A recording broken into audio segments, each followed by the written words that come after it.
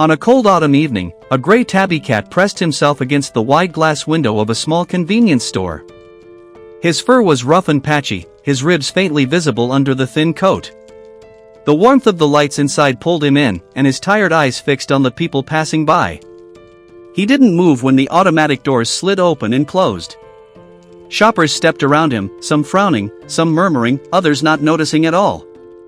But the cat stayed right there, by the window, as if he were waiting for someone. The store's security guard, a heavy-set man in his 50s, walked over more than once. "Shoo," he muttered, waving his hand. "Go on, get out of here." But the cat didn't budge. He crouched low, as if bracing himself against the man's gestures. He wasn't aggressive, just stubborn. His tail curled tight around him, and his green eyes stayed glued on the families coming and going, the laughter of children, the bags rustling with food. Hours passed. The guard grew irritated and stepped outside. He clapped his hands loudly. "Move it, buddy. You can't sit here all night." Still, the cat resisted.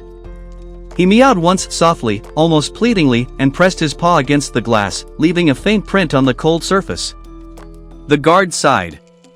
He wasn't heartless, but rules were rules.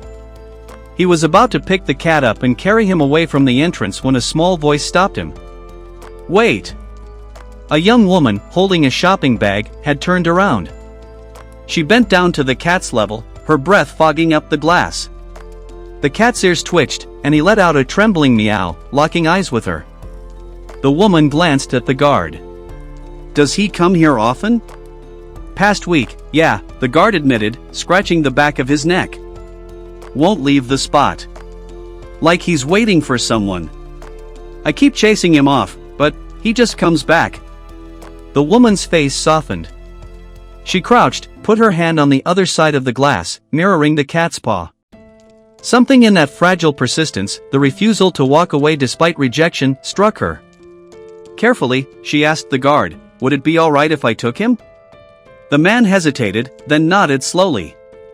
"If you're serious, take him. He's been hoping for this." When she stepped outside, the cat didn't run. He rose shakily, tail quivering, and pressed his head against her leg as though he had always been hers.